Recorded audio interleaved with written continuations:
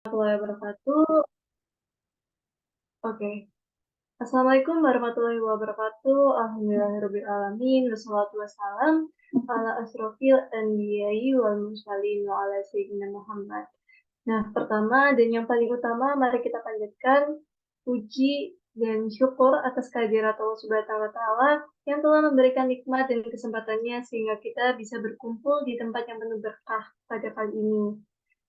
Perkenalkan, kami dari kelompok 5 IPM 3A akan memaparkan terkait hasil presentasi kami tentang kesehatan ibu dan anak dalam tuntunan agama Islam. Boleh next. Dengan anggota yang pertama ada saya, Oktavianika Sartono dengan NIM 002. Kemudian ada Muzayana Mutiara Rastani dengan NIM 003. Ada Devi Yuliarti Arum dengan NIM 017.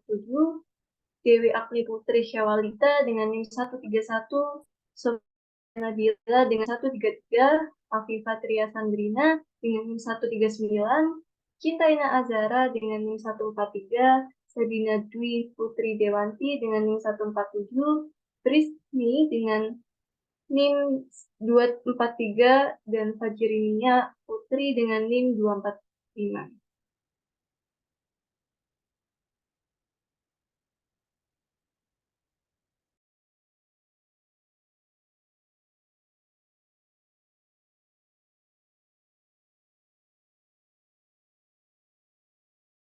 Baik, di sini saya akan menjelaskan latar belakang dari materi kita kali ini, yaitu Islam merupakan agama yang memiliki kesempurnaan dalam mengukur semua aspek kehidupan. Selain itu, Islam berbeda dengan agama yang datang sebelum serta mempunyai hubungan yang tidak terbatas, memberikan perhatian besar terhadap kelangsungan keluarga sesuai posisinya sebagai bagian penting dalam masyarakat.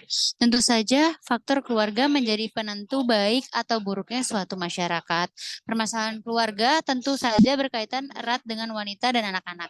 Bahkan wanita memegang peran terhadap kelangsungan dan kesinambungan keluarga tersebut.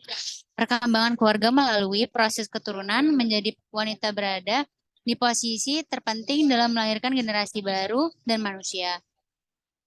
Proses kehamilan yang sepenuhnya diemban oleh seorang calon ibu merupakan sebuah kerja keras dan penuh resiko, membuat wanita berada di ambang ancaman jika saja permasalahan tersebut tidak mendapatkan perhatian memadai dari semua pihak. Oleh sebab itu, Islam telah menjelaskan bagaimana seharusnya seorang wanita hamil diperlukan, apa saja hak mereka, dan tentu saja kewajiban suami terhadap pasangannya yang sedang mengandung anaknya tersebut. Masalah kesehatan anak juga dapat perhatian besar dari Islam. Pertumbuhan dan keselamatan seorang anak dari masa kecil menentukan nasib di kemudian hari. Keselamatan dan kesehatan ibu hamil dan anak-anak merupakan tulang punggung dari kesinambungan manusia di dunia ini. Kesehatan ibu dan anak merupakan prioritas penyelenggaraan upaya kesehatan karena ibu dan anak merupakan kelompok rentan terhadap keadaan keluarga dan sekitarnya secara umum. Rumusan masalah pada makalah kita kali ini yang pertama, bagaimana pengertian sehat dalam Islam. Yang kedua, bagaimana anjuran menjaga kesehatan dalam Islam. Yang ketiga, bagaimana kesehatan ibu dalam tuntunan Islam. Yang keempat, bagaimana kesehatan anak dalam tuntunan Islam. Selanjutnya akan dijelaskan oleh teman saya. Tujuan dari presentasi kali ini adalah ada dua, tujuan umum dan tujuan khusus. Tujuan umumnya adalah mempelajari karakteristik masyarakat, mengidentifikasi dan memprioritaskan masalah kesehatan ibu dan anak dalam pandangan Islam. Untuk tujuan khususnya ada 4, yaitu mengidentifikasi definisi sehat dalam pandangan Islam, mengetahui anjuran menjaga kesehatan dalam Islam, mengetahui tentang hal-hal yang berhubungan dengan kesehatan ibu mulai dari masa kehamilan, melahirkan, masa nifas, sampai dengan masa-masa menyusui dalam pandangan Islam, serta mengetahui hal-hal yang berhubungan dengan kesehatan anak dalam pandangan Islam.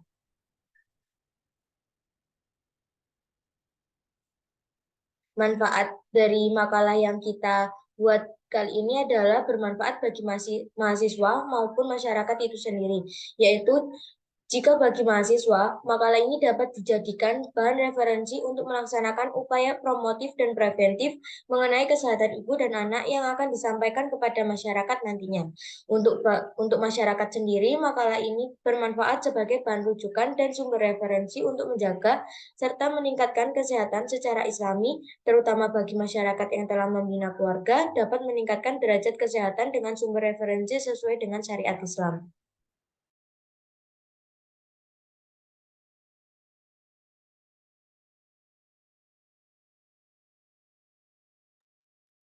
Baik, selanjutnya masuk ke dalam pembahasan, yaitu yang pertama ada sehat dalam Islam. Rasulullah pernah mengatakan, orang yang memasuki pagi hari dalam keadaan kesehatan yang baik, aman di tempat kediamannya, dan memiliki makanan harian, maka seolah-olah seluruh kehidupan dunia ini telah dianugerahkan kepadanya. Menurut hadis riwayat At-Turmuzi, kesehatan juga memiliki dua pengertian, yaitu kesehatan jasmani yang disebut asyihah dan kesehatan rohani yang disebut afiat. Dalam Kamus Besar Bahasa Indonesia sendiri, kata afiat dianggap setara dengan kata asyihah dengan arti sehat dan kuat, sementara asyihah menggambarkan keadaan baik pada seluruh tubuh dan bagian-bagiannya yang bebas dari penyakit.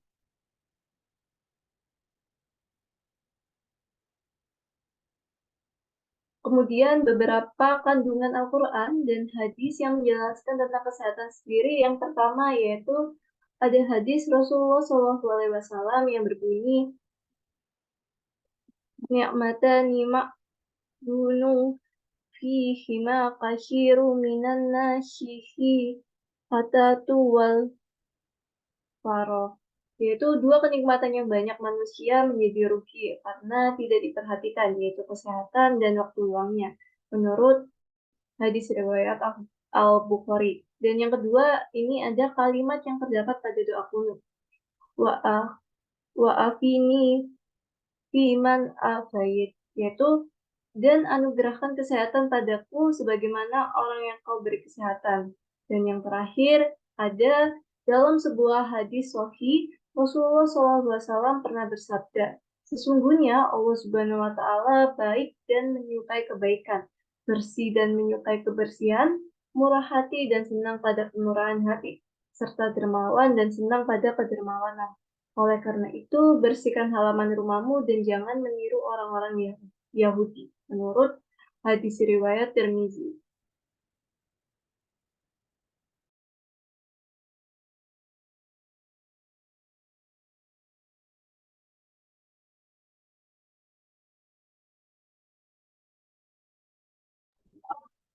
Yang selanjutnya yaitu ada anjuran menjaga kesehatan dalam Islam. Yang pertama, pola makan sehat, yaitu Islam mendorong umatnya untuk makan dengan seimbang dan jauhi kelebihan makanan yang halal dan thayyib atau baik sangat dianjurkan. Yang kedua, ada bersihkan diri, yaitu dalam Islam mewajibkan umatnya untuk menjaga kebersihan diri termasuk menjaga kebersihan tubuh, pakaian, dan lingkungan sekitar. Yang ketiga, ada olahraga. Meski tidak secara khusus diatur dalam ajaran Islam, berolahraga untuk menjaga kesehatan tubuh dianggap sebagai bagian dari menjaga kesehatan secara keseluruhan. Yang keempat, ada tidur yang cukup. Islam mengajarkan pentingnya tidur yang cukup dan berkualitas untuk menjaga kesehatan mental dan fisik. Yang kelima, ada perawatan medis, yaitu Islam mendorong penggunaan perawatan medis dengan seseorang sakit. Perawatan medis yang halal adalah dianjurkan dalam Islam. Yang terakhir yaitu puasa. Puasa dalam bulan Ramadan adalah salah satu ibadah yang dianjurkan dalam Islam. Dan ini juga dapat memberikan manfaat kesehatan jika dilakukan dengan baik dan benar.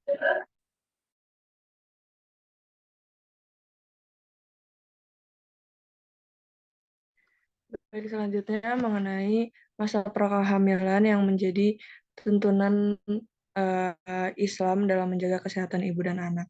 Nah, masa prakehamilan sendiri adalah masa persiapan fisik dan mental sebelum adanya kehamilan. Persiapan ini dilakukan agar calon ibu siap untuk hamil dan tetap sehat selama 9 bulan kehamilannya. Nah, kebutuhan untuk memfasilitasi kesehatan ibu dan anak ini perlu dilakukan sedini mungkin. Pada saat remaja atau sebelum menikah, laki-laki maupun perempuan itu perlu menjaga kesehatan khususnya pada area reproduksinya. Boleh di next?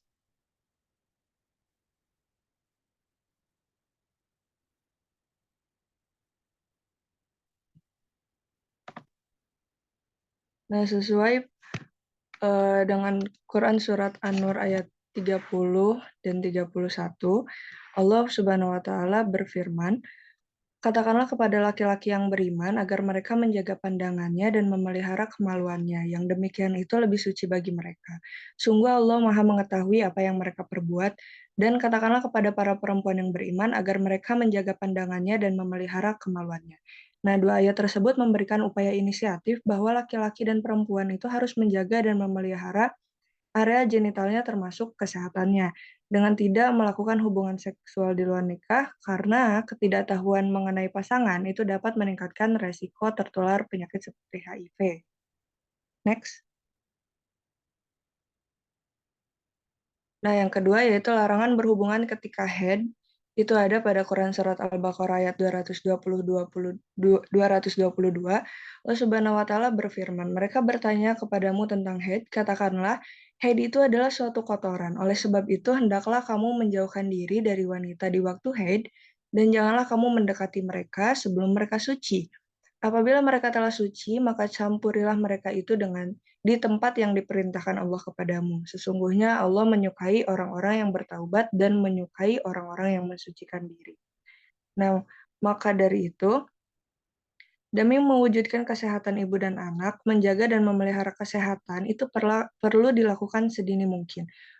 Hal ini dilakukan untuk menghindari risiko penyakit yang akan diturunkan kepada bayi dari sang ibu nantinya. Next.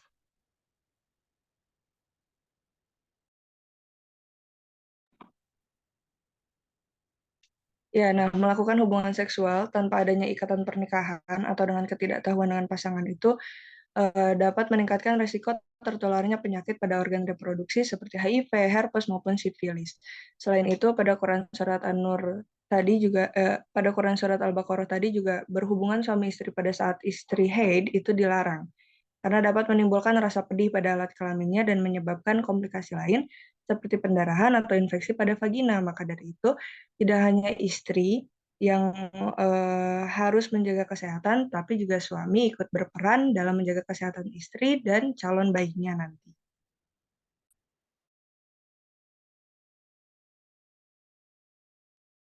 Baik, selanjutnya adalah masa kehamilan. Pada fase kehamilan, seorang ibu dianjurkan untuk memeriksakan kandungannya setidaknya 4 kali selama masa kehamilan, yaitu 1 kali sebelum 3 bulan pertama, 1 kali saat usia 4-6 bulan, dan 2 kali saat usia kandungan 7-9 bulan.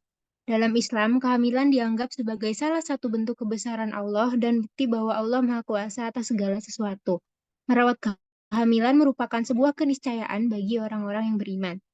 Peran suami sangat berpengaruh selama masa kehamilan dan sangat penting, karena Islam telah menetapkan laki-laki atau suami sebagai pemimpin rumah tangga seperti dalam Quran Surat An-Nisa ayat 34. Next. Wanita hamil berhak mendapat perlindungan seorang suami dan mendapatkan jaminan keselamatan dan kesehatan yang berkaitan dengan fungsi reproduksinya. Perlindungan yang diberikan suami kepada istrinya meliputi berbagai aspek, seperti perlindungan dari kekerasan dalam rumah tangga dengan tidak memperlakukan istri dengan cara kasar, perlindungan dari kelaparan dan penyakit. Seorang suami wajib untuk memberikan perhatian sepenuhnya saat istri menunjukkan kehamilannya dengan memberikan nafkah yang memadai, memenuhi syarat kesehatan dan gizi. Next.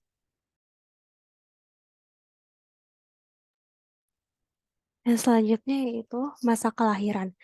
Dalam Islam ada beberapa petunjuk yang dapat membantu proses kelahiran. Antara lain, yang pertama itu memperbanyak membaca ayat suci Al-Quran. Apabila seorang ibu hamil secara rutin membaca ayat Al-Quran, insya Allah proses kelahirannya akan diberkahi dan dimudahkan.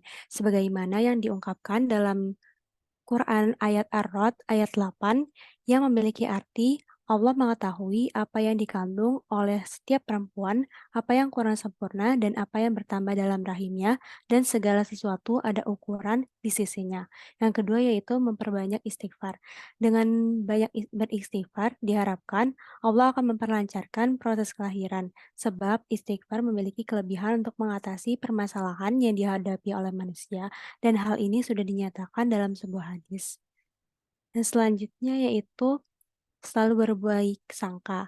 Berhusnuzon atau memiliki prasangka baik adalah tentang menjalani kehidupan dengan berpikir positif dan memiliki keyakinan yang baik terhadap orang lain dan Allah. Hal ini sangat ditekankan oleh Rasulullah yang mengingatkan kita untuk selalu memiliki pandangan positif terhadap siapapun. Yang keempat yaitu berusaha menikmati rasa sakit.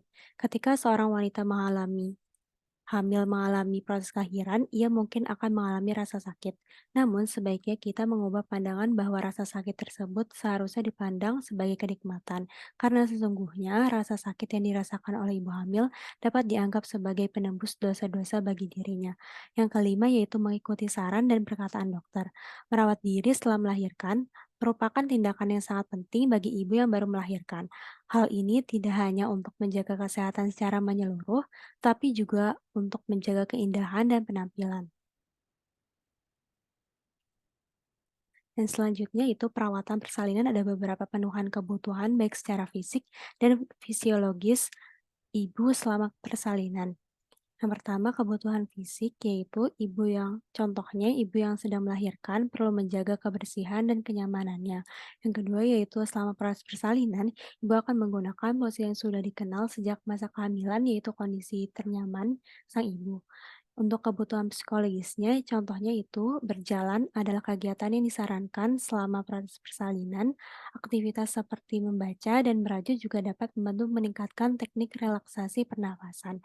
Dan selanjutnya itu ibu disarankan untuk minum sedikit demi sedikit, namun secara teratur.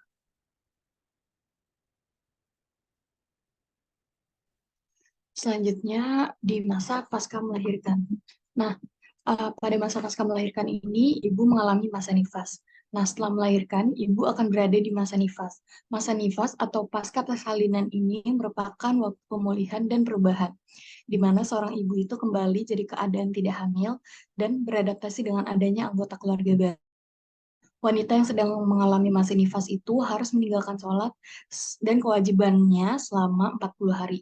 Nah, jika telah suci sebelum masa tersebut, maka harus mandi dan mengerjakan sholat. Sebenarnya itu tidak ada batas minimal dalam masa nifas, karena bisa aja terjadi dalam waktu yang singkat. Jadi kalau misalnya seorang ibu itu sudah selesai darah nifasnya dan sudah berhenti nifasnya itu, dia wajib mengerjakan kewajibannya seperti sholat, puasa, dan ibadah lainnya.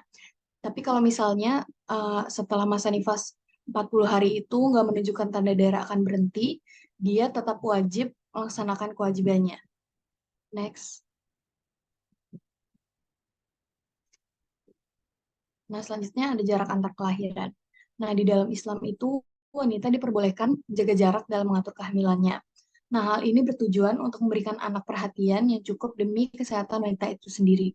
Nah, dalam Al-Quran juga ditegaskan bahwa seorang ibu itu harus menyusui anaknya secara baik dan mencukupi dengan batas waktu hingga 2 tahun. Nah, ini tuh juga disebutkan di dalam Quran Surat Al-Baqarah ayat 233. Nah, jika seorang wanita memberikan ASI secara sempurna hingga 2 tahun, artinya ia tidak hamil selama dalam proses tersebut. Next.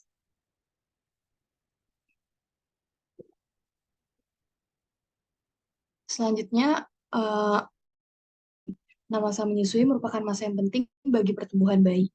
ASI merupakan makanan yang terbaik untuk bayi saat usia 0 sampai 6 bulan.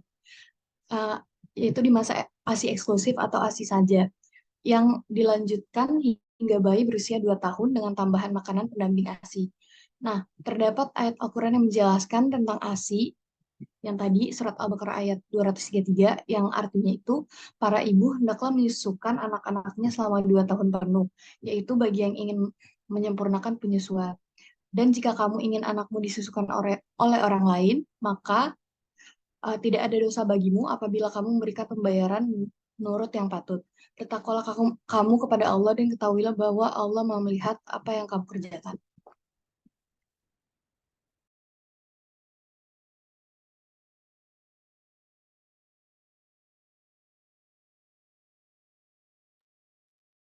Oke, baik. Selanjutnya adalah kesehatan anak dalam tuntunan Islam. Nanti di sini dibagi menjadi 3 poin. Poin yang pertama adalah hak dan amanah bagi orang tua untuk menjaga kesehatan anak.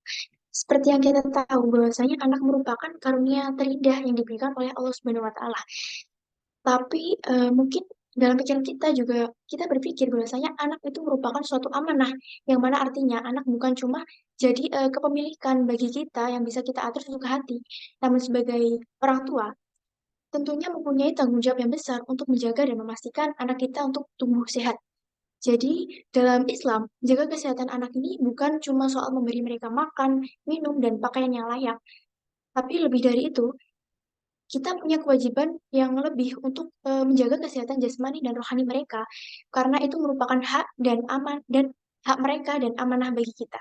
Kemudian poin yang kedua adalah kesejahteraan anak meliputi aspek fisik, mental, sosial, hingga rohania. Jadi aspek yang pertama aspek fisik. Ini mungkin soal bagaimana pemberian nutrisi yang baik, perawatan kesehatan, dan lingkungan yang nyaman untuk anak. Kemudian kedua, aspek mental, anak perlu merasa aman, dicintai, dan dihargai. Mereka butuh dukungan dan perhatian kita dalam setiap langkah mereka. Yang ketiga, aspek sosial.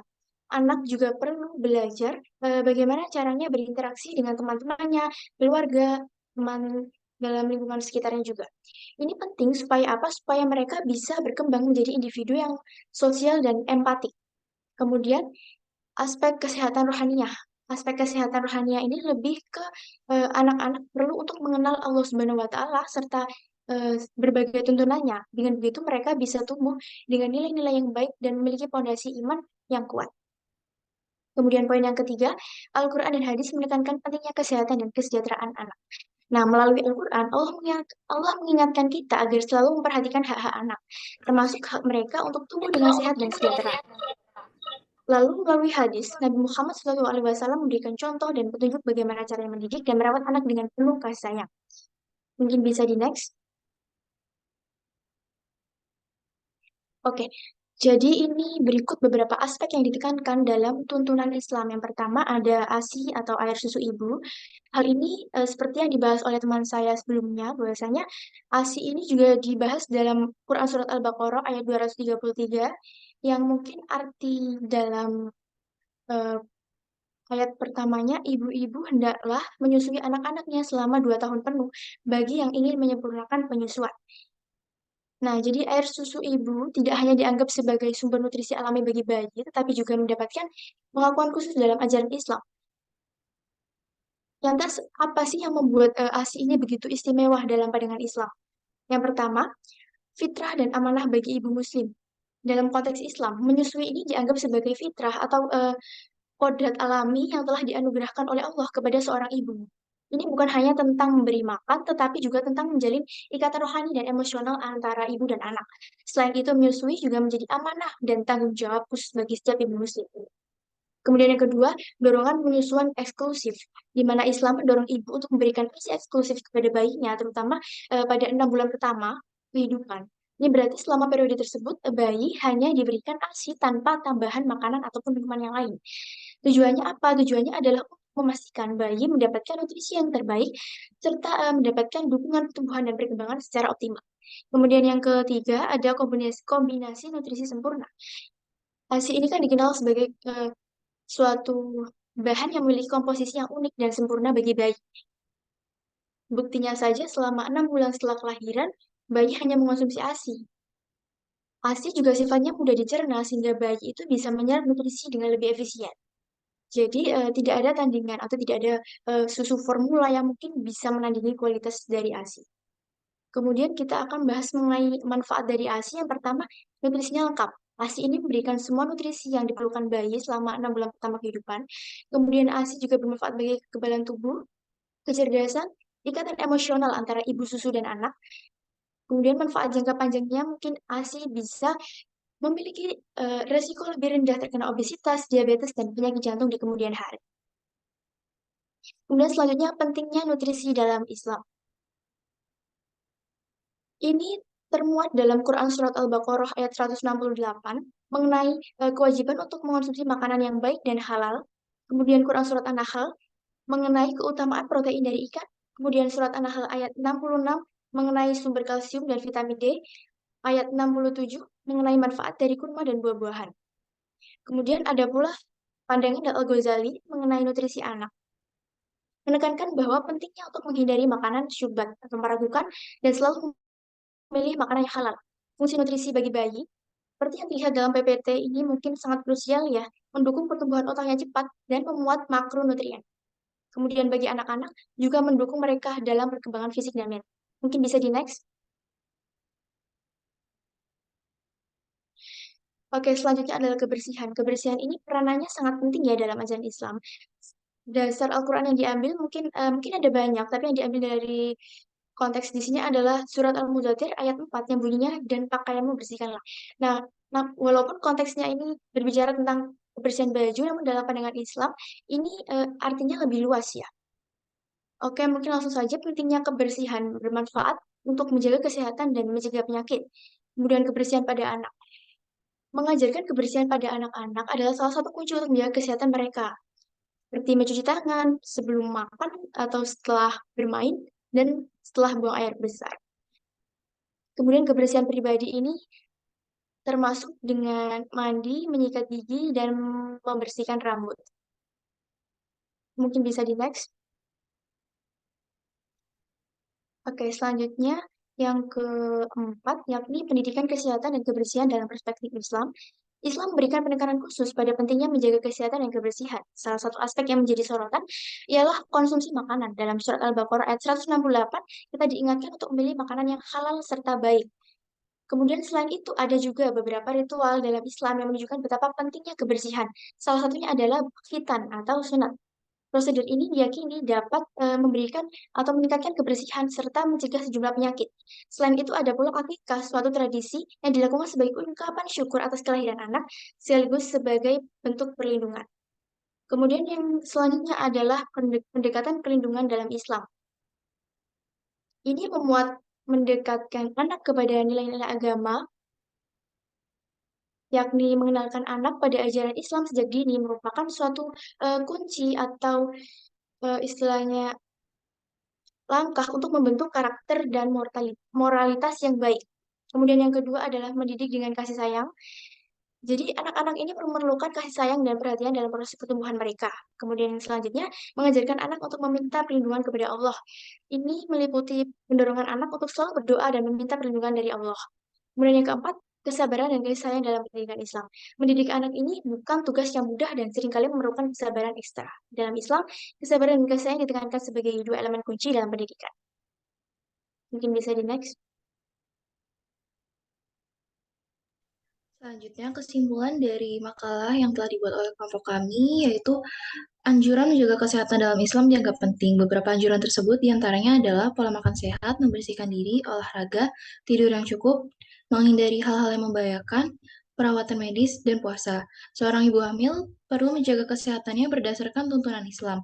Pada masa prakehamilan, kesehatan organ reproduksi suami dan istri perlu dijaga kesehatannya dengan menghindari seks bebas, berhubungan seks saat haid, dan lain sebagainya agar kesehatan ibu dan calon bayi terjaga.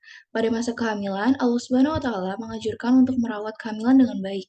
Wanita hamil berhak mendapat perlindungan seorang suami dan mendapatkan jaminan keselamatan dan kesehatan yang berkaitan dengan fungsi reproduksinya. Dalam Islam, seorang suami wajib untuk memberikan perhatian sepenuhnya saat istri menunjukkan kehamilannya dengan memberikan nafkah yang memadai, memenuhi syarat kesehatan dan gizi, agar proses melahirkan berjalan dengan lancar. Dalam Islam dianjurkan untuk memperbanyak membaca ayat suci Al-Quran, memperbanyak istighfar, selalu berbaik sangka, berusaha menikmati rasa sakit, serta mengikuti saran dan perkataan dokter. Terdapat beberapa pemenuhan kebutuhan fisik dan psikologis ibu selama persalinan. Di antaranya adalah ibu perlu menjaga kebersihan dan kenyamanannya, mendapat dukungan dari keluarga, diberi pijatan untuk mengurangi nyeri, perawatan kandung kemih, melakukan aktivitas relaksasi, minum secara teratur, mencatat nutrisi, dan mengkonsumsi makanan yang lembut. Pada masa pasca melahirkan, ibu mengalami masa nifas. Biasanya masa nifas terjadi selama 40 hari. Apabila telah suci sebelum masa tersebut, maka harus mandi dan mengerjakan sholat. Di dalam Al-Quran, seorang ibu harus menyusui anaknya secara baik dan mencukupi dengan batas waktu hingga 2 tahun. Di dalam Islam, kesehatan anak merupakan suatu amanah mulia yang harus dijaga dan diberikan oleh orang tuanya.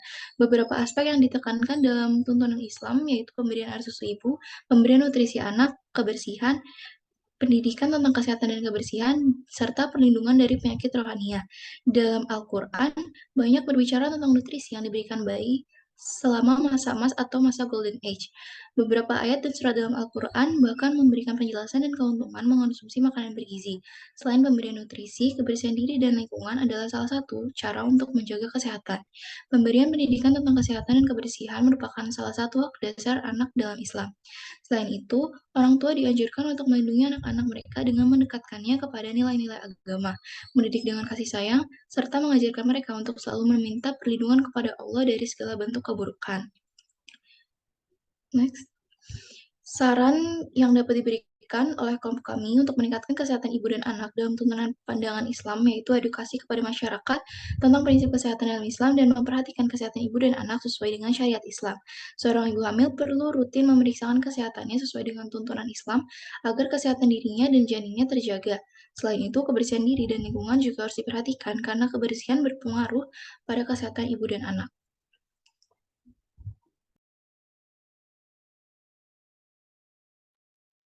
Baik, sekian presentasi dari kelompok 5.